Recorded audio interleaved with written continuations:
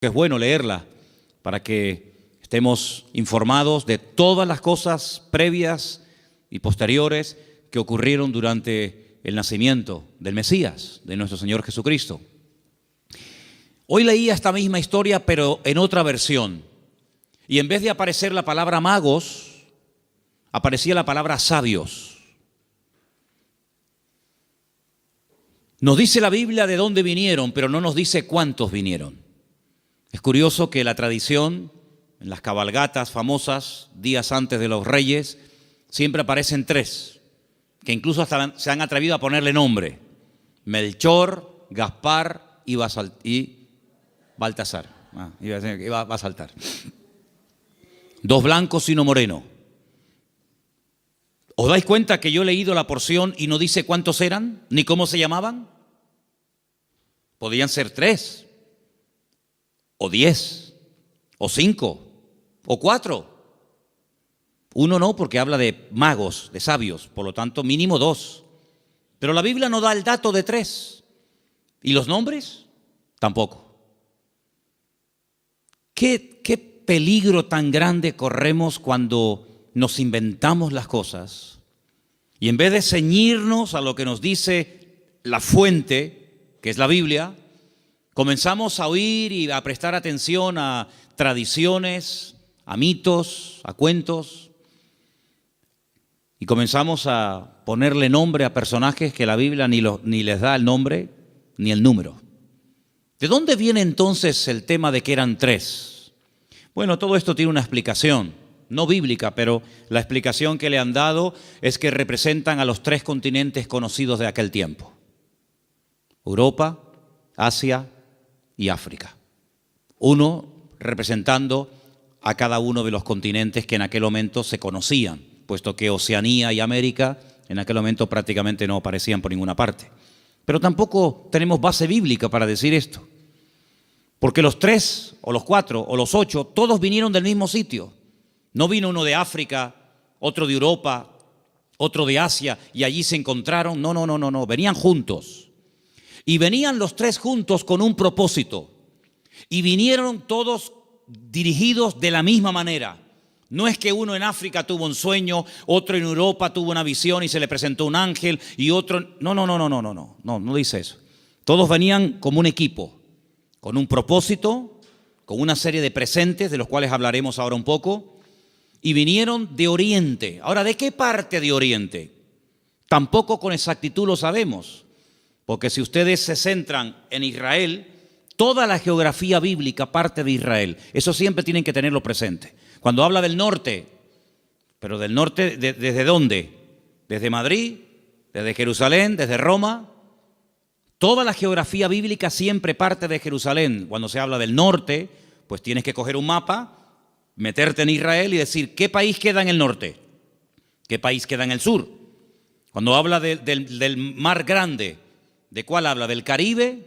¿Del Pacífico? ¿Del Caspio? No, el mar grande es el que está más cerca de Israel, que es el mar Mediterráneo, el Mare Nostrum, que está al oeste. Cuando habla del oriente, pues tienes que mirar desde Israel, no desde donde tú has nacido, porque si no, no encajan las cosas. Desde la geografía bíblica tienes que mirar qué países quedan al este, al oriente, de donde sale el sol. Bueno, hemos escuchado y hemos leído todo tipo de explicaciones, que si eran de la China, algunos dicen que venían de Babilonia, otros dicen que venían del Cáucaso, de tantos lugares, ¿verdad? Venían del este, venían del oriente. Ahora, en aquellos tiempos no era como hoy en día, que cogemos un avión y en unas cuantas horas nos ponemos en la otra parte del mundo. Por muy lejos que quede Chile, por muy lejos que quede Argentina, te montas en un avión en Madrid, en 12, 13 horas llegas a Buenos Aires sin ningún problema. Y has recorrido miles de kilómetros, has cruzado el charco, ¿verdad? Y has llegado casi hasta al extremo de la tierra, a la Patagonia, al fin del mundo. Pero en aquellos tiempos no era tan habitual, no era tan rápido, no era tan fácil el desplazarse de un país a otro. Lo que hoy en día hacemos en unas horas, en aquellos tiempos se tardaba días, semanas, meses y, si me apuras, hasta años.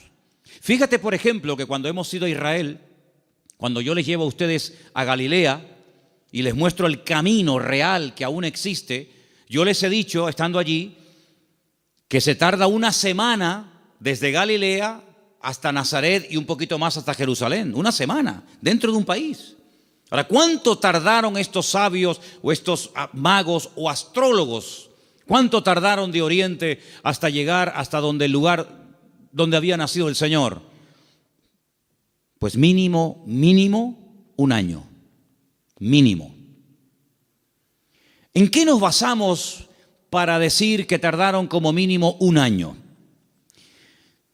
Cuando uno lee la palabra, uno tiene que prestar atención al contexto, a todo lo que nos cuenta la historia, no solamente a unos cuantos versículos, sino a todo el contexto de la historia, situarnos en el momento de la época y tomar nota de una serie de detalles que nos aportan información que aparentemente no son importantes, pero son muy importantes. La imagen que la mayoría de la gente tiene del nacimiento de Cristo es más o menos así. Encontramos, y por ahí vamos a ver ahora en estos días, si no es que lo han puesto ya, lo que llaman los belenes, los portales, ¿sí? Y van a ver al niño en una cunita, su madre a un lado, el padre a otra, unos ángeles que están allí, los camellos fuera, los magos que entran dentro y se postran delante del niño, detrás una burra, detrás una vaca, ¿sí o no? Esa es la imagen que la gente tiene. Pero eso no es verdad, rotundamente falso. Ya este papa que dimitió, Ratzinger, cuando estaba como papa, no ahora en el paro, cuando estaba como papa, él dijo que eso era mentira, que eso no tiene base ni fundamento bíblico. Allí no estaban todos juntos, el niño, la madre, los animales, los magos, los pastores. Eso es rotundamente falso. Pero es la imagen que la gente tiene. Entonces la gente cuando va al pesebre o al portal que hacen aquí en el ayuntamiento o en otros lugares, pues ve a todos juntos. Sin embargo, si ustedes se fijan, hemos leído en esta noche, en el versículo 11, una palabra clave para poder ir desgranando y explicando esta porción. Dice que al entrar en la casa, en todas las Biblias tiene que poner eso, sea de la versión que sea. En todas las Biblias tiene que poner, cuando entraron en la casa, vieron al niño con su madre postrado y lo adoraron. En la casa. Ya no están en un lugar temporal. Cuando Herodes, hay varios Herodes en la Biblia, no es siempre el mismo, sino parece que este hombre no se muere nunca. El Herodes que manda a matar a los niños, no manda a matar a niños de 15 días o niños recién nacidos. Él manda a matar a niños menores de 2 años, lo cual quiere decir de que había pasado ya mucho tiempo desde que había nacido hasta que llegan los magos a la casa. Los que sí vieron al niño envuelto decimos en pañales, en trapos, los que sí lo vieron prácticamente recién nacido, fueron los pastores. Los pastores que vivían allí en Belén, allí vivían los pastores. Y allí en Belén hay una cueva que tradicionalmente te llevan a verla y te dicen, mira, aquí es donde los pastores tenían el aprisco, el redil de las ovejas. Vivían en Belén, pero estos señores no vivían en Belén, estos señores vivían muy lejos, vivían en el oriente. Y estas personas no son advertidos del nacimiento del Mesías a través de ángeles, como fueron los pastores, que dice que estaban cuidando las ovejas, los corderos, porque en Belén era donde se criaban las ovejas, los corderos, que después se iban a sacrificar en el templo, porque Belén y Jerusalén están muy cerquita. Se puede ir hasta caminando. Y ellos son advertidos por ángeles, pero los magos y los sabios no. Los magos de Oriente, los sabios de Oriente, vinieron dirigidos por un astro. Nadie les habló, pero ellos miraron al cielo, durante la noche evidentemente, y vieron que una serie de señales indicaban que había nacido el Mesías. Ahora, ¿esta gente era creyente? ¿Eran paganos? ¿Eran idólatras? ¿Eran judíos? ¿Qué era esta gente? Porque si esta gente observa el horizonte y ve cómo se alinean una serie de estrellas y de astros y de constelaciones, ¿cómo saben ellos que el Mesías de los judíos ha nacido si no son creyentes? Podían haber interpretado esta señal de una forma completamente equivocada. Por ejemplo, en aquellos tiempos era muy común, en los tiempos de la Biblia era muy común que en aquellos sitios de tanta idolatría y de tanta adoración a los astros, al sol, a la luna, a las estrellas, cuando nacía un niño, los sacerdotes de esas religiones sacaban a los niños durante la noche y miraban al cielo. Y ellos interpretaban el momento en el que había nacido el niño, cómo estaba el horizonte, cómo estaban colocadas los astros y las constelaciones, y casi pronosticaban y profetizaban sobre el niño cómo iba a ser. Por ejemplo, hubo un hombre que nació en ese país, en ese lugar de tanta idolatría y de tanta observación a los astros, y fue un señor llamado Taré, que tuvo un hijo llamado Abraham. Y cuando le pusieron el nombre, seguramente interpretaron equivocadamente de los astros que este sería un hombre enaltecido y le marcaron su destino hasta que él huye de esa tierra y el Señor le dice: levanta la mirada a los cielos, cuenta las estrellas, porque lo que te han profetizado no es así.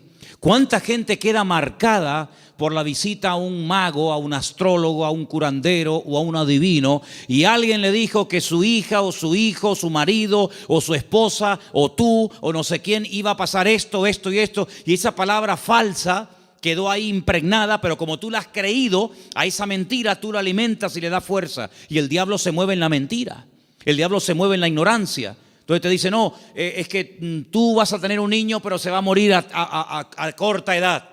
Y tú crees en esa palabra y la compartes y no sé, y te agarras a ella y le estás dando ideas al diablo. ¿Y cuántas veces queda la gente marcada por falsas profecías, por un pronóstico equivocado, por una carta astral, por una lectura de manos, por lo que dijo una noche un vasito que se movía y apuntaba en no sé qué dirección? ¿Y cuánta gente queda marcada de por vida? Y creen que van a estar enfermos, que van a morir jóvenes, que el marido se va a ir con otra, etcétera, etcétera, porque han creído una mentira. Y si la verdad te hace libre, la mentira te esclaviza y te amarga y te oprime la vida. Pero estos hombres, cuando miraron ellos creían que aquel Leo y aquellas estrellas, ellos creían que aquello tenía un propósito y una razón. Y ellos no dijeron: ¿será que van a ser un rey en nuestra tierra? ¿Será que va a haber una catástrofe, un tsunami, un terremoto? No, ellos no se equivocaron. Ellos interpretaron correctamente aquello y se ponen en marcha. Y como mínimo, te dije antes que tardaron un año. Y ellos no van yendo por todos los países preguntando: oye, ¿será aquí? ¿Será allí? Como aquellos que aquella noche, cuando oyeron la palabra profética del Señor que dice: uno de vosotros me va a entregar, todos dijeron: seré yo, seré yo, seré yo, seré yo, todos menos uno, que dijo: ¿quién es? Los magos, los sabios de Oriente no comenzaron a ir por Europa, por África, diciendo: será por aquí, será por allá. No, esa estrella, su estrella, no una cualquiera, su estrella, esa señal profética marcada en el cielo, indicaba en una dirección. Ellos seguían y llegaron nada más y nada menos que al sitio correcto, al país correcto y al pueblo correcto, Belén de Judea. Y cuando llegan allí, a Herodes, que era el rey que los romanos habían puesto como un títere, le preguntan: ¿dónde está el rey de los judíos? Porque su estrella hemos visto en el oriente y venimos a adorarle. Le están haciendo esta pregunta a un rey. No le están haciendo esta pregunta a un esclavo. No le están haciendo esta pregunta a uno que encuentran por la calle, sino que van al palacio, al Herodión, que aún se puede visitar en Belén, ¿verdad? Y le están preguntando al rey, que supuestamente es el rey de los judíos: ¿dónde está el rey de los judíos? Porque venimos a adorarle. Y ellos reconocen que ese con el que están hablando no es. Claro, por eso dice que se produjo una consternación. La gente comenzó a decir: oye, han venido gente de lejísimos, cargados con unos presentes y unos regalos, una fortuna en oro, en incienso y en mirra. Y dice que vienen a adorar al rey de los judíos y dicen que su estrella han visto en el oriente, y estas noticias corrieron hasta Jerusalén y se produjo un tumulto tremendo porque la gente decía: ¿pero a quién se refieren? Es decir, había nacido el Mesías, profetizado durante siglos y siglos, y nadie se había enterado. Fue como un nacimiento secreto. Nació el Mesías, del cual habló Isaías, Jeremías, Ezequiel y tantos profetas, y nadie se había dado cuenta. ¿No te has parado alguna vez a preguntar que Dios puede hacer muchas cosas hoy en día entre nosotros y no nos hemos dado cuenta de que es el Señor? Y atribuimos a la casualidad o a la coincidencia o a la suerte. Sin embargo, el que tiene todo el control y el dominio siempre es el Señor. ¿Cuántos dicen amén? ¿Cómo supieron interpretar estos hombres estas señales correctamente? Bueno, hay varias opiniones.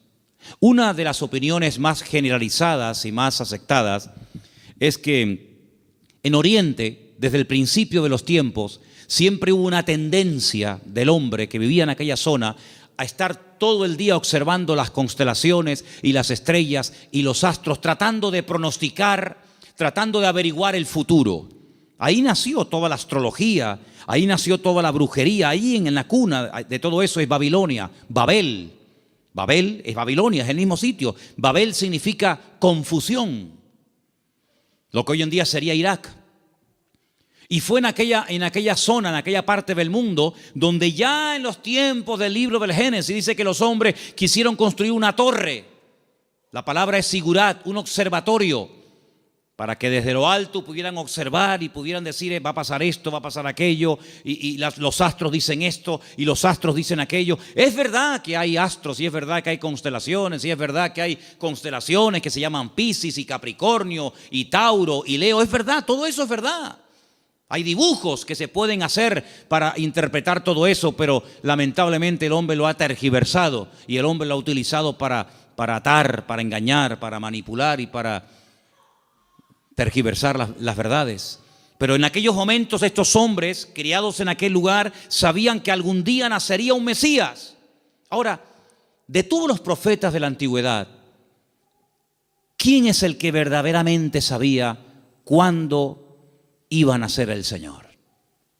Porque esta profecía que hemos leído esta noche, la vuelvo a leer en Mateo 1:6, y tú, Belén, de la tierra de Judá, no eres la más pequeña entre los príncipes de Judá, porque de ti saldrá un guiador que apacentará a mi pueblo Israel. Estas palabras están fechadas entre el 738 y el 698 antes de Cristo. Son palabras del profeta Miqueas. Ustedes pueden leerlo en el libro que tenemos en la Biblia que lleva su nombre, Miqueas. Pero hubo un profeta que sabía el día exacto en el que el Señor Jesucristo vendría en su primera venida a este mundo, y era el profeta Daniel. El profeta Daniel tuvo una revelación tremenda, muy amplia, y él sabía perfectamente que si se comenzaba a contar, nosotros contamos hacia adelante, ellos contaban hacia detrás, ¿verdad? Si se comenzaba a contar desde que se les permitiera retornar a Jerusalén, restaurar Jerusalén, restaurar las murallas, él sabía perfectamente cuándo nacería el Mesías. El Señor le dice, sabe pues y entiende que desde la salida de la orden para restaurar Jerusalén hasta el Mesías príncipe, habrá 70 semanas. Eso lo dice Daniel capítulo 9. Desde hasta. ¿Cuándo empezamos a contar? Desde que salgan y comiencen a restaurar la ciudad y comiencen a levantar el templo. Desde que salgan hasta que venga pasarán 70 semanas. Pero claro, como expliqué en su momento, 70 semanas son 490 días. Y no hay 490 días desde que Nehemías, Esdras y Zorobabel reconstruyen la ciudad de Jerusalén hasta Cristo. No hay 490 días, hay muchísimo más. Entonces, ¿qué es lo que pasa? También expliqué en su momento, y quiero solamente recordarles, que la forma de contabilizar el tiempo en la Biblia y según el pueblo de Israel varía mucho de cómo contamos nosotros el tiempo. Partimos de la base de que nuestro calendario no es el calendario bíblico. Nuestro calendario es un calendario mandado a hacer por un papa llamado Gregorio. Un tiempo que gira un año que gira en torno al tiempo que tarda el Sol en dar todo el círculo, ¿verdad? O la Tierra, perdón, el tiempo que tarda la Tierra en recorrer las 4 estaciones, que es alrededor de 365 días. Mientras que el calendario bíblico es un calendario basado en la luna y tiene 360 días. Silencio, por favor. Quiero que presten atención todos, no me estén hablando nadie. Si el calendario bíblico tiene 360 días y nuestro calendario tiene 365, aquí hay un problema. Nuestro calendario va aumentando más rápido de lo que va aumentando el tiempo bíblico. Tenemos más días para hacer un año que el calendario bíblico. El calendario bíblico es más corto. Primer problema. Segundo problema que tenemos. Nosotros contabilizamos el día a partir de las 12:01 de la noche. En la Biblia no se cuenta, estamos hoy a jueves, ¿verdad? ¿Hasta qué momento será jueves? Hasta las 12:01. Hasta las 12 de la noche es jueves. Y a las 12:01 automáticamente ya es viernes. En la Biblia el día empieza con la caída del sol. Cuando se pone el sol y una mujer no tiene luz para enhebrar una aguja y ya se pueden ver tres estrellas en el horizonte y ya no hay luz suficiente para enhebrar una aguja, ahí empieza. Si en este momento en Israel a las 4, 4:15, 4:30 como mucho de la tarde ya es de noche, quiere decir que en Israel a las 4:30 de la noche ya es viernes, mientras que aquí todavía estamos en el día jueves. ¿Se dan cuenta la cantidad de desajustes que se producen? Cuando el hombre se sale de la palabra, cuando el hombre sale de la escritura, es un lío. Por eso después no encaja nada. Por eso muchas personas han intentado poner fechas y tal, y es un desastre, porque no se ciñen a la escritura. Todas las profecías, todas, absolutamente todas, las de la primera y las de la segunda venida de Cristo, todas están basadas en el calendario bíblico, no en el calendario gregoriano o cristiano, que es el que tenemos nosotros hoy en día. Según el calendario bíblico, estamos en el año 5777. Según nuestro calendario, estamos en el año 2016 después de Cristo. Pero ¿y antes de Cristo no hubo historia? ¿Antes de Cristo no hubo nada? ¿Cómo que 2016? Entonces hay un desfase tremendo, de 5777 a 2016 después de Cristo. Y no contamos lo de antes. Tenemos otra forma de contabilizar, ¿verdad? Porque hay un antes y un después. Entonces es muy importante darnos cuenta de que el profeta Daniel, cuando recibía las revelaciones acerca de la venida del Mesías, el Señor le estaba hablando con términos bíblicos, no con términos modernos. Y cuando el Señor le dice 70 semanas, Daniel, sabe pues y entiende, escucha esto, desde que salgáis hasta que venga el Mesías príncipe, pasarán 70 semanas, pero resulta de que en el pueblo de Israel y según la Biblia, y esto está demostrado en el libro de Levítico, las formas de contar los días y las semanas también son diferentes. ¿Por qué? Porque nosotros llamamos semanas a un grupo de 7 días. Y 7 días para nosotros es una semana. Claro, y para todo el mundo. Pero además, en la Biblia se llama semana a un periodo de 7 años. Es decir, si le preguntas a un niño cuánto tiempo tiene, te puede responder de 2 maneras. A la manera nuestra y te dice, yo tengo 7 años. O te puede decir, yo tengo una semana. Y tú dices, ¿cómo va a tener esta niña una semana? Qué grandes son los niños en Israel, ¿no? Pero tienes que multiplicar, ¿verdad? De tal manera que cuando el Señor le dice al profeta Daniel, 70 semanas están determinadas sobre tu pueblo, lo que le está dando es un paquete profético de 490 años. 70 por 7, 490. Y esos 490 años, hay diferentes bloques, diferentes características, diferentes sucesos, diferentes acontecimientos, que cuando tú lo sabes interpretar, pues tú dices, efectivamente, 483 años 483 años, multiplícalo por años de 360 y te va a dar el número exacto de días que hay desde que salieron de Babilonia y restauraron Jerusalén hasta que entró el Mesías. Pasaron 483 años. Pero dice, pero son 70 años, 70 semanas. Y la última semana, los últimos 7 años, son los famosos 7 años de la gran tribulación. Y todo encaja. La Biblia es matemática pura. Es la única ciencia exacta, las matemáticas. En todas partes del mundo, 2 y 2 son 4. En todas partes del mundo. Por encima del Ecuador y por debajo del Ecuador, 2 y 2 son 4. En todas partes del mundo. Es una ciencia exacta, ¿verdad? No se puede cuestionar. No es que aquí 2 y 2 son 4, allí son 3 y medio, allí son 8. No, en todas partes es igual. Y el Señor usa la matemática de Él, el tiempo de Él, el calendario de Él, para preparar a los pueblos, para preparar a las naciones, para preparar a su pueblo, para que aquel día no nos sorprendan las cosas como ladrón en la noche. Entonces estos hombres seguramente tenían la información que tenía el profeta Daniel. Y junto con la información del profeta Daniel y la observación meticulosa de los astros y de las estrellas, automáticamente dijeron: el tiempo se ha cumplido. El tiempo se ha cumplido del nacimiento del Mesías. Y ellos se ponen en marcha. Y cuando llegan, pues ya el niño no es un niño recién nacido. Ya el niño no está en un pesebre. El niño está en una casa. El niño está en una casa. Es interesante notar que en el pesebre estaba José y María, pero en la casa está solamente María, ya no está José. Y estos detalles es importante darse cuenta, porque son los detalles que nos van a ayudar a tener toda la información, todas las piezas del puzzle, y vamos a poder decir: amigo, los que vieron al niño recién nacido fueron los pastores. Y los magos o los sabios de Oriente, cuando vinieron, no vieron a un niño recién nacido. Vieron a un niño de 1 año, año y medio, máximo 2 años. Y es muy diferente.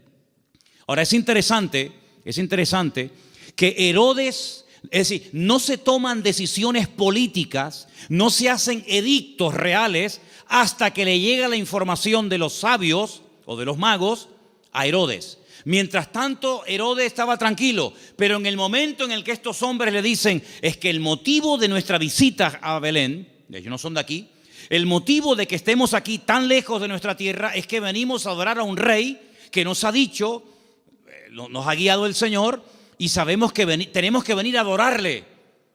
Jamás un rey, jamás una persona se le ocurriría visitar a un rey con las manos vacías, porque era un insulto. Era una provocación, era el no reconocerme. ¿Cómo te atreves a venir a visitarme a mí con las manos vacías? No me estás reconociendo como rey. Si tú me reconoces y te sometes y me respetas, tienes que traerme siempre un presente. Y por eso ellos vienen cargados con muchos kilos, hermano, ¿no? A veces vemos en las obras de teatro, en las películas, vemos una cajita ahí ridícula. Date cuenta, hermanos, que José era un hombre que tuvo que cerrar su negocio y se tuvo que ir al extranjero a vivir durante un tiempo. Y este hombre, cuando llega a Egipto con un niño pequeño, con su mujer, él no tiene trabajo, él es un extranjero. Los judíos no eran muy bien vistos en Egipto porque siglos atrás los judíos, a través de otro judío llamado Moisés, habían destrozado el país de Egipto. Por lo tanto, no iba a ser nada fácil para un extranjero abrirse camino en Egipto. Pero tú no te preocupes, el Señor siempre va adelante. Cuando tú haces tu parte, no te quepa la menor duda de que el Señor siempre va a hacer la suya. Eso lo he enseñado yo hasta la saciedad. Algunos hacen caso y otros no hacen caso. Pero los que hacen caso y hacen su parte y se mueven en fe, el Señor siempre les sorprende. Ahora, los que están esperando que se llene la piscina para tirarse, ni con la piscina llena se tiran, porque no se van a tirar. El creyente tiene que andar por fe y no por vista. Ellos se dirigen hacia Belén, el lugar donde estaba escrito que tenía que nacer el Mesías, porque, hermanos, había tantos datos, tanta información, tantas profecías sobre el nacimiento y sobre la vida del Mesías, que era imposible cumplirla todas. No las voy a mencionar todas, evidentemente, pero se tenían que dar más de 150 profecías en aquel que decía que era el Mesías para poder reconocerlos, valga la redundancia, como el Mesías. Si una persona decía, yo soy el Mesías, y se le preguntaba, ¿de dónde tú eres? ¿Dónde has nacido? Y te decía, yo nací en Capernaum, tú no puedes ser el Mesías. Aunque hagas milagros, aunque prediques muy bonito, tú no puedes ser el Mesías. ¿Por qué? Porque tú no has nacido en Belén de Judea. Por lo tanto, si alguien se levantaba y decía, yo soy el Mesías, y predicaba y hacía milagros, qué bien, ¿será este el Mesías? ¿Cómo te llamas? Yo, Santiago, Jacobo, tú no puedes ser el Mesías. ¿Por qué? Porque el Señor dice cómo se iba a llamar el Mesías. Si alguien se levantaba y decía, yo soy el Mesías, he sanado enfermos, mudos, ciegos, paralíticos, he resucitado muertos, he limpiado leprosos, y la gente se quedaba con la boca abierta. Si a alguien se le ocurría preguntarle, ¿de qué tribu eres? ¿Cuál es el origen de tu familia? Y te decía, yo soy de la tribu de Neftalí. Le podía decir, tú eres un falso Mesías. ¿Por qué? Porque la Biblia profetizaba que tenía que ser de la tribu de Judá. No de otra tribu, sino de la tribu de Judá. Por lo tanto, hermanos, era prácticamente imposible que en una persona coincidieran todos los detalles de Belén de Judea, de una joven que nació como nació, de la tribu de Judá, etcétera, etcétera, etcétera. Más aparte, todas las profecías que tenían que llevarse a cabo durante su ministerio público, aparte cómo lo iban a crucificar, porque el Mesías tenía que morir crucificado, no podía morir de viejo, no podía morir de un tiro, de una flecha, de un arco, de una jabalina, no podía morir de un infarto, tenía que morir crucificado entre dos malhechores, no entre 10, no entre 2. Y no le podían partir ni un solo hueso. Eso es imposible, a un crucificado que no le partan ni un hueso. Se los partieron al de la izquierda, se los partieron al de la derecha, pero a Jesús no. A Jesús no. No le podían partir ningún hueso. Y iba a morir como un inicuo, como un pecador, como un vil pecador, pero iba a ser enterrado como un rico. Tantos y tantos detalles que era prácticamente imposible. Pero suponte, imagínate que de los 150 detalles proféticos que tenían que cumplirse en él, una persona cumpliera 149. Pero queda el examen final, el más difícil de todos, la resurrección. Te han horadado las manos y los pies, te han crucificado entre ladrones, te han enterrado en un buen sepulcro, han sorteado tus vestiduras, te ha negado uno de tus discípulos, etcétera, etcétera, etcétera, pero al tercer día no has resucitado. Por lo tanto, aunque cumpliera con 149 profecías, si no cumplía con el examen final, con la PAU, no apruebas el examen, amigo. Por lo tanto, hermanos, cuando estos hombres se ponen en marcha, no es por emociones, no es por un sentimiento pasajero, sino es porque están coincidiendo tantas cosas que ellos van en fe y en obediencia, guiados milagrosamente a través del desierto, probablemente un viaje de más de un año, hasta llegar a Belén de Judea. Cuando ellos llegan y le dicen a Herodes que vienen a adorar al Señor, resulta de que le presentan 3 tipos de regalos. Vamos a leerlos nuevamente, por favor. Estamos en Mateo capítulo 2, versículo 11. ¿Lo ponemos? Mateo 2, 11. Al entrar en la casa vieron al niño con su madre María y postrándose lo adoraron. Y abriendo sus tesoros le ofrecieron presentes, oro, incienso y mirra. Algunos comentarios dicen que Daniel, cuando recibió la revelación, que la tenemos en la Biblia, por si te interesa conocerla, del nacimiento del Mesías, y también de su reinado, pero estamos hablando de su primera venida, Daniel vivía en el palacio con el rey Nabucodonosor, ¿os acordáis, verdad? Después con Belsasar y después con otros también. Dicen los comentarios que Daniel no tuvo descendencia, seguramente lo hicieron eunuco, que era lo más probable, y no tuvo descendencia, pero dice que era uno de los hombres más ricos de todo el país. Después del rey, el que más autoridad, el que más prestigio y reconocimiento tenía, era Daniel. Así de claro, igual que José en Egipto, que después de Faraón el que mandaba era José. Casi podríamos decir que mandaba más José que Faraón. Toda esa fortuna, toda esa riqueza no se la quedaron sus hijos porque, repito, no tuvo. Y algunos dicen que puede ser que estos sabios, guiados como ya hemos dicho, milagrosamente, llegaron hasta Belén y esta fortuna, porque no era una cajita así, era una fortuna en oro, en incienso y en mirra, que a lo mejor tú dices, bueno, yo de las tres cosas me quedo con el oro. Y el incienso y la mirra, bueno, vamos a ver, todo lo que la Biblia relata, todo lo que ocurre en la palabra de Dios, todo tiene una razón de ser, ¿sí o no? No hay nada casual. ¿Por qué la Biblia dice que eran 153 peces los que pescaron? ¿Por qué dice la Biblia que comieron 5,000 hombres? ¿Por qué dice la Biblia que le regalaron oro, incienso y mirra? ¿Qué más da? Le hicieron presente, le hicieron regalos. ¿Y qué más da? No. Lo dice. ¿Te le trajeron qué le trajeron? ¿Ropas? No. ¿Joyas? No. ¿Comida? Tampoco.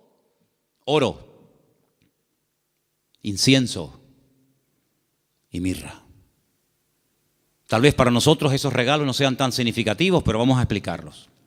En estos tres regalos, nosotros podemos ver, en cierto sentido, el reconocimiento de ese triple ministerio que el Señor Jesucristo llevaría a cabo durante su vida.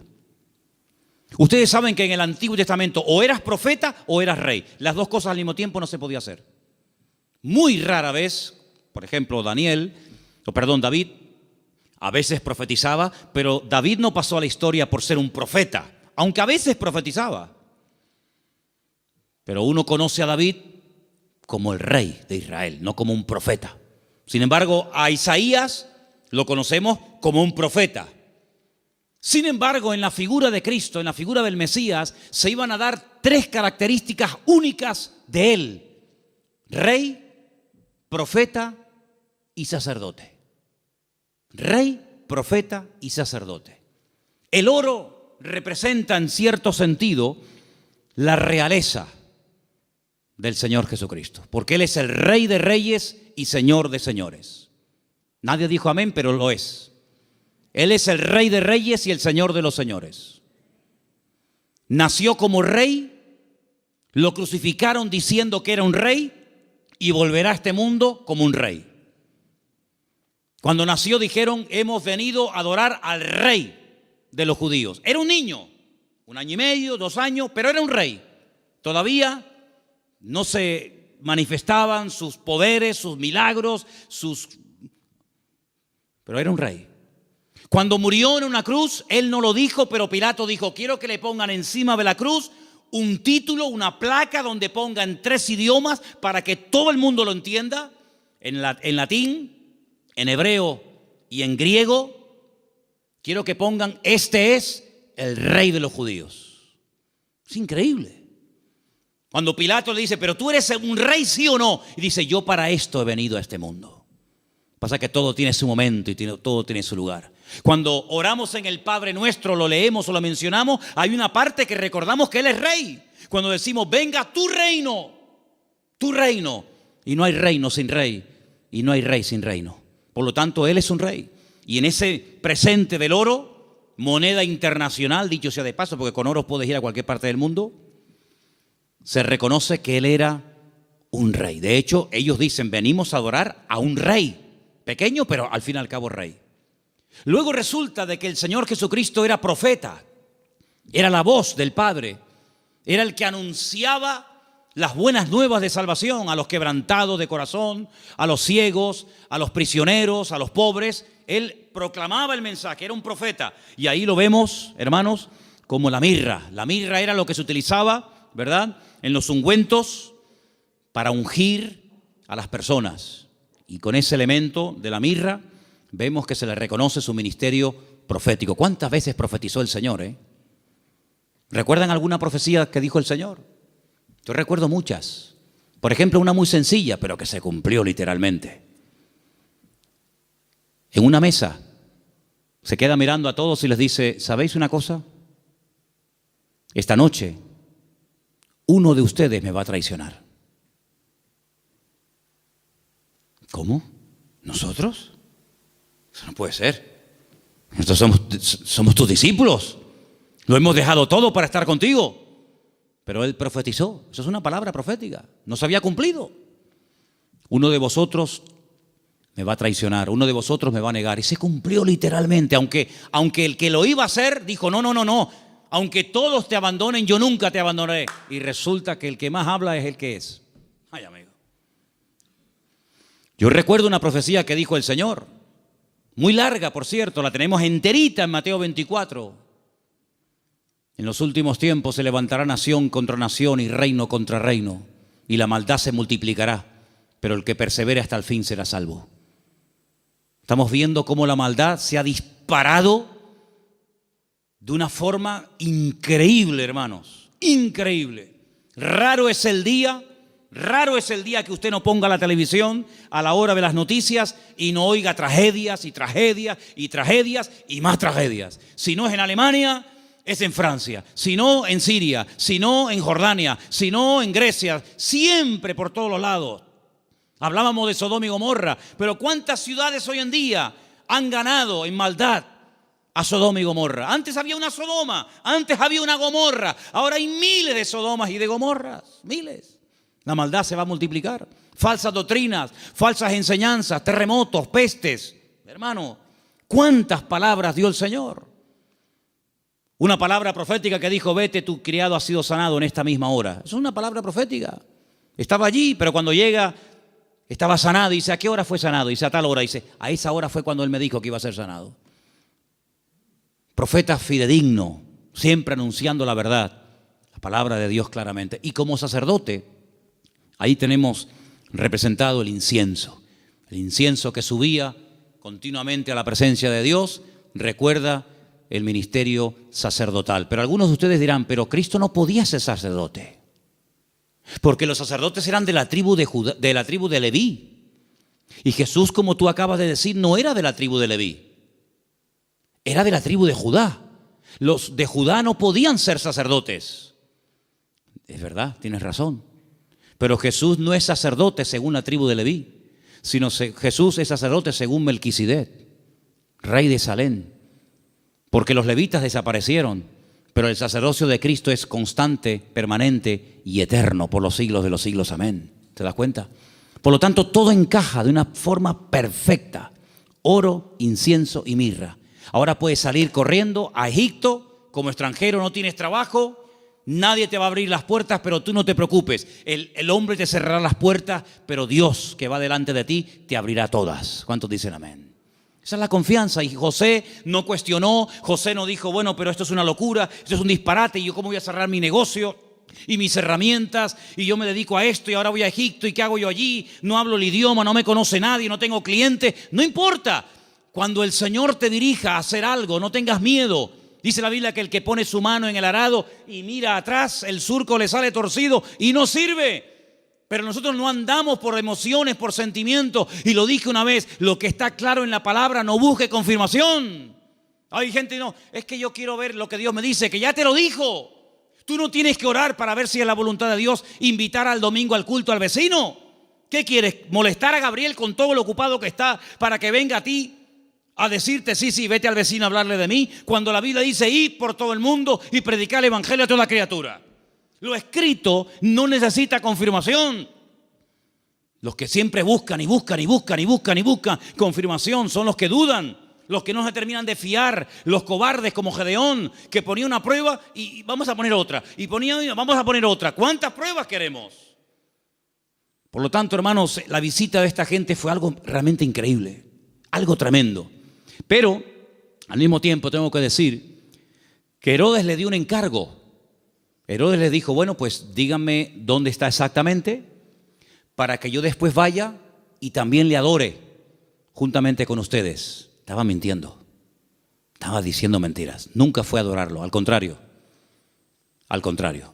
Vamos a leerlo. Estamos en Mateo capítulo 2. Después que partieron ellos, he aquí un ángel del Señor se le apareció en sueños a José y le dijo, levántate, toma al niño y a su madre, huye a Egipto y permanece allá hasta que yo te lo diga, porque acontecerá que Herodes buscará al niño para matarlo. ¿Te das cuenta? Para matarlo. Le dijo a los sabios, no, yo quiero adorarle, pero es mentira, lo quiere matar, es falso.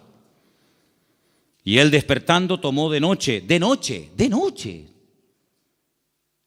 si el Señor me ha hablado, cuanto antes ponga la palabra en práctica, mejor. ¿Para qué esperar a mañana? De noche, me levanté. Se levantó de noche. Y dice, tomó al niño y a su madre y se fue a Egipto. Y estuvo allá hasta la muerte de Herodes, para que se cumpliese lo dicho por el Señor por medio del profeta, cuando dijo, de Egipto llamé a mi hijo. Entonces Herodes, cuando se vio burlado por los magos, se enojó mucho y mandó matar a todos los niños menores de 2 años. Si el niño estaba recién nacido, no tiene ningún sentido promulgar un edicto real para matar a un niño de 1 año, año y medio, 2 años, no tiene sentido. Pero es que ya te vuelvo a repetir, el niño ya hacía mucho tiempo que había nacido. Pasa que los magos habían tardado mucho tiempo en llegar. Entonces dice que mandó a matar a los niños menores de 2 años que había en Belén y en todos los alrededores conforme al tiempo que había inquirido de los magos. Es curioso que cuando le interesaba tener una información se movía, pero cuando no quería cumplirla se hacía el loco, ¿no? Entonces se cumplió lo que fue dicho por el profeta Jeremías, otra palabra más cumplida. ¿Qué decía la palabra? Voz fue oída en Ramá, grande lamentación, lloro y gemido. Raquel, que llora a sus hijos y no quiso ser consolada porque perecieron. Pero después de la muerte de Herodes, he aquí un ángel del Señor le apareció en sueños a José en Egipto y le dijo, levántate, toma al niño y a su madre y vete a la tierra de Israel, porque han muerto los que procuran la muerte del niño. ¿Cómo iba a saber José en Egipto sin WhatsApp, sin Facebook, sin ordenador, sin nada, que ya puedo volver a casa? ¿Cómo lo puedo saber? Toda la información que necesitamos saber la sabe el Señor. Y cuando el Señor te diga, vuelve otra vez, fíate, porque el Señor sabe perfectamente que el tiempo de la muerte de Herodes ha llegado. Era un hombre que se dejaba, se habla mucho de María, pero la verdad que este hombre era un hombre increíble, un hombre extraordinario, un hombre obediente, un hombre sumiso, un hombre que no cuestiona, no es un hombre lleno de dudas, sino es un hombre que se deja guiar de una forma tremenda. Ellos, habiendo oído que estamos en el versículo 21, ¿verdad? Entonces él se levantó, tomó al niño, a su madre y vino a la tierra de Israel. Pero oyendo que Arquelao reinaba en Judea, en lugar de Herodes, su padre, tuvo temor de ir allá. Pero avisado por revelación en sueños, se fue a la región de Galilea, bien arriba al norte. Y vino y habitó en la ciudad que se llama Nazaret, para que se cumpliese lo que fue dicho por los profetas, que había de ser llamado Nazareno. Es que todo se cumple, es que no hay ni un detalle que tú digas, oye, es que todo, absolutamente todo, el que se vaya a Egipto, el que vuelva, el que justamente se vaya a vivir a Nazaret, el que es que todo, absolutamente todo. Por eso Mateo es tan detallista con estos datos, porque él está intentando convencer a los judíos que van a ser los que van a leer su evangelio. Él está intentando abrirles los ojos y evangelizarlos a través de este evangelio y mostrarles que no era nada casual, sino que todo estaba cumpliéndose literalmente al pie de la letra.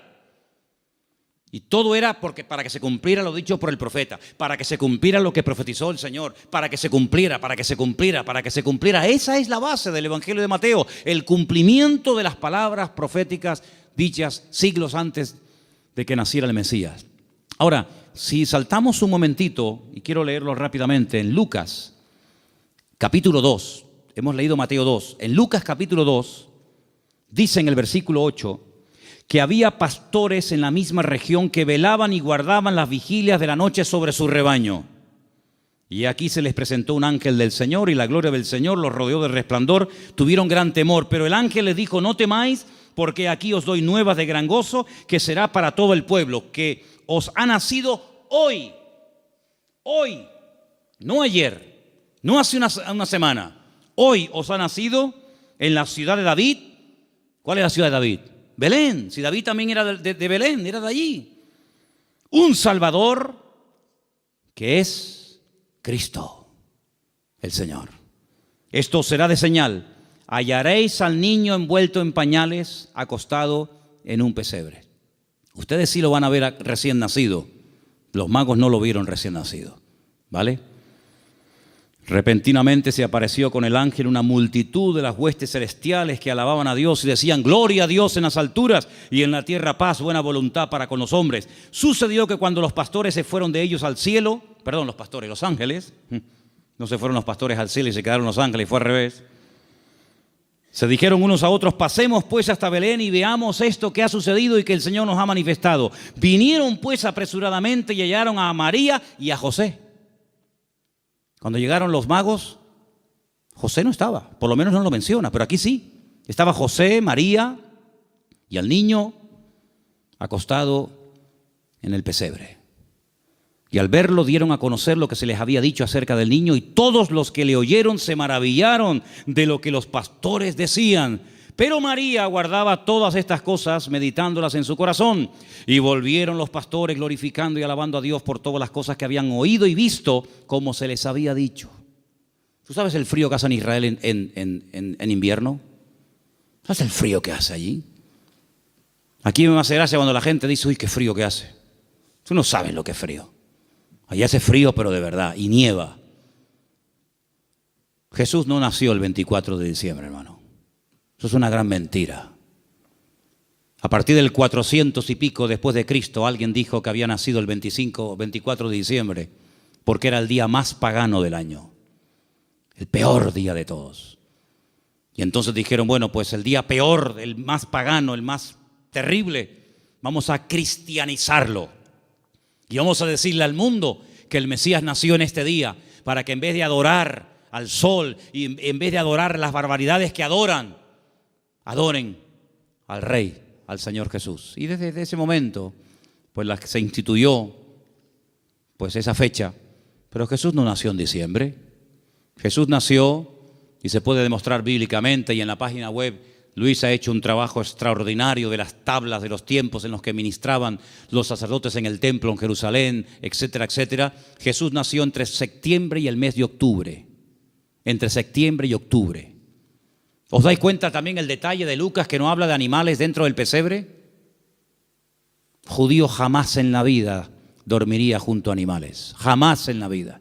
Usted no puede leer la Biblia, y menos el Nuevo Testamento, con una visión occidental o puramente cristiana, porque usted no tiene ningún problema en ver una vaca, una oveja, una cabra y una mujer No, perdone. El judío es tremendamente escrupuloso para eso. Los animales jamás conviven con los hombres, ni los hombres conviven con los animales. Ese es el cuento. Yo siempre he dicho que el portal de Belén es idolatría en miniatura, ¿o no?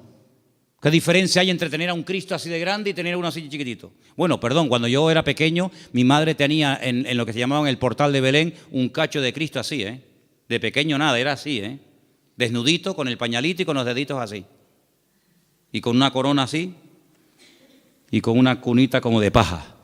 ¿Qué diferencia hay entre adorar a un Cristo así, o uno así, o uno así, o uno así? Ninguna. El tamaño no hace mayor o menor el pecado. No te harás imagen, dice la Biblia. No te harás imagen. No te harás imagen. ¿Dónde dice eso? Éxodo 20. No te harás imagen de lo que está arriba, ni abajo, ni aún debajo de la tierra. Ni te postrarás, ni las honrarás. En la casa de un creyente no puede haber ningún tipo de imágenes, ni de santitos, ni de vírgenes, ni de Cristo, ni de nada habido por haber. Es que es el Señor. ¿Qué es Señor? Es que es María. Es que es José. No, eso es falso. Un pesebre, un portal, es idolatría en miniatura. Idolatría en miniatura. Y la Biblia prohíbe a un creyente adorar y hacer, no solamente, es que yo no lo adoro, pero lo ha hecho. Dice la Biblia: no te harás. Porque no solamente dice no adorarás, sino dice no te harás. ¿Qué diferencia hay? Bueno, yo no la adoro, pero la ha hecho, por lo tanto es lo mismo. Eso no es de Dios. Eso no es de Dios. Entonces, queridos hermanos, no nació en diciembre, porque dice que estaban cuidando las vigilias de la noche. Los pastores en diciembre no están al aire libre pasando frío, con nieve y con temperaturas bajo cero, sino que están guardados. Era la fiesta entre septiembre y octubre, era una fiesta, por eso todo estaba lleno. No había lugar, claro. ¿Por qué no había lugar? Tanta gente hay en aquellos días, en aquel lugar. En aquellos días sí. ¿Por qué? Porque era la famosa fiesta de los tabernáculos, la fiesta de Sucot. Y se tradujo la palabra Sucá por la palabra pesebre, y así todo quedó bonito. Era una cabaña improvisada donde él pudo estar con su mujer, dando a luz, pero nada de vaquitas, ni cabras, ni ovejas, ni animales dentro, en absoluto, para nada, para nada. Por lo tanto, hermanos, lo que tenemos que hacer es leer más la palabra, prestar atención a lo que dice la Biblia, menos películas y menos clichés que tenemos en la cabeza que nos han metido de que somos pequeñitos. Y sobre todo, hermanos, quiero terminar diciendo esto. Y el domingo lo voy a repetir hasta la saciedad, me lo vais a escuchar. ¿Habéis escuchado en estos días la palabra Jesús, la palabra Cristo? Yo no la he escuchado por ningún lado. Yo no la he escuchado. Papá Noel, bengalas, piñata, langostino, sidra, árboles, cintitas, todo lo que usted quiera, regalos, todo lo que... Pero a Jesús, todo esto, la fiesta es en torno a ¿quién? ¿Quién es el protagonista de la historia? ¿Quién es este señor gordo, vestido de rojo, que nos lo quieren meter hasta en la sopa? ¿Quién es este tipo? ¿Quién es este señor? ¿De dónde viene este señor? De San Nicolás, dicen los venezolanos, el San Nicolás, Papá Noel, Santa Claus. Santa Claus. Yo al único santo que conozco es al Señor Jesucristo, Señor de señores y Rey de reyes. No conozco a ninguno más. Hermano, o nos vamos a la Biblia o nos salimos de la misma.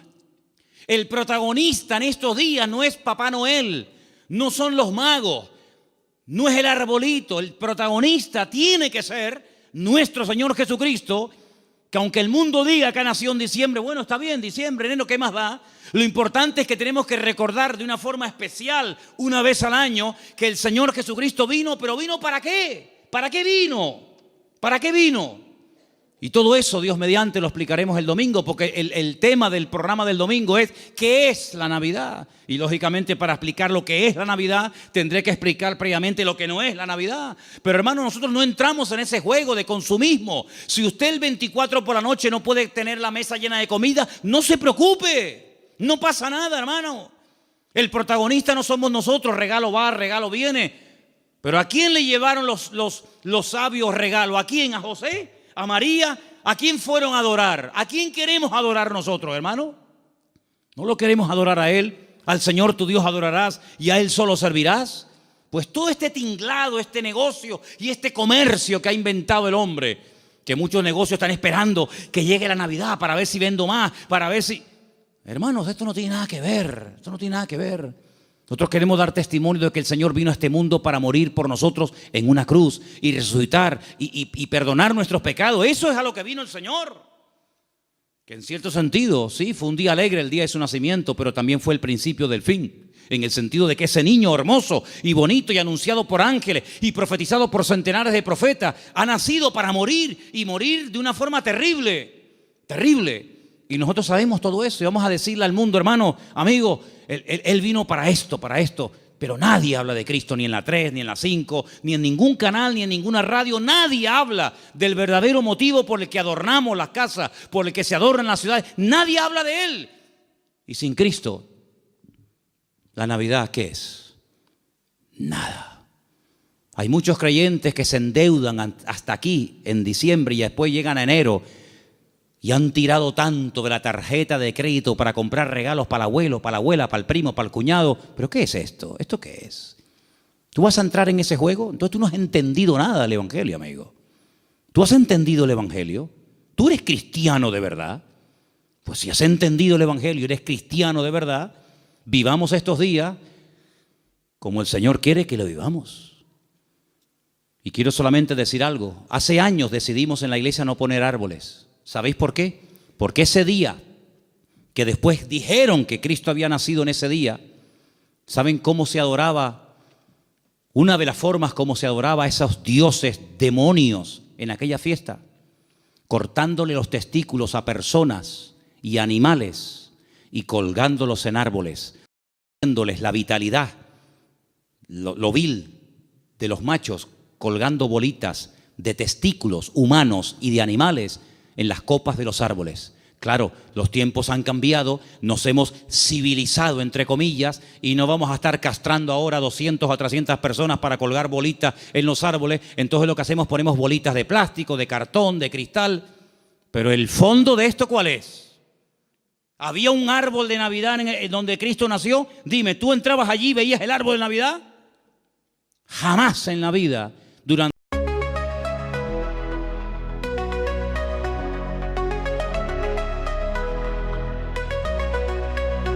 In the haze of neon dreams, I wander through the night, lost in a sea of stars where your whispers take flight. Electrified emotions, they dance around my heart in this digital garden where we never have to part. Shadows blend with colors as the beat sets me free. Every note a memory, every rhythm you and me. Echoes of you in synth waves, feel you near in the pulsing haze. It's such a world where we collide. You lost the rhythm in my mind. With the glow of city lights, our shadows intertwine in this kaleidoscope of love where the past and future align. With every step I take, I feel your presence strong, and this digital symphony where our hearts belong. Shadows blend with colors as the beat sets me free. Every note a memory, every rhythm you and me. Echoes of you in synth waves, feel you near in the pulsing haze. It's such a world where we collide. You lost the rhythm in my mind. And in silence between the beats, I find your voice. In the flicker of the lights, I see your choice. Together in this dream we'll never fade. In the echoes of our love will always stay. Echoes of you in the synth waves, feel you near in the pulsing haze. It's such a world where we collide. You lost the rhythm in my mind. Music fades away in the quiet of the night. Your echoes stay with me in the softest synth light. In this digital garden where our love resides. In the echoes of you, I'll always confide. As the music fades away in the quiet of the night, your echoes stay with me in the softest synth light. In this digital garden.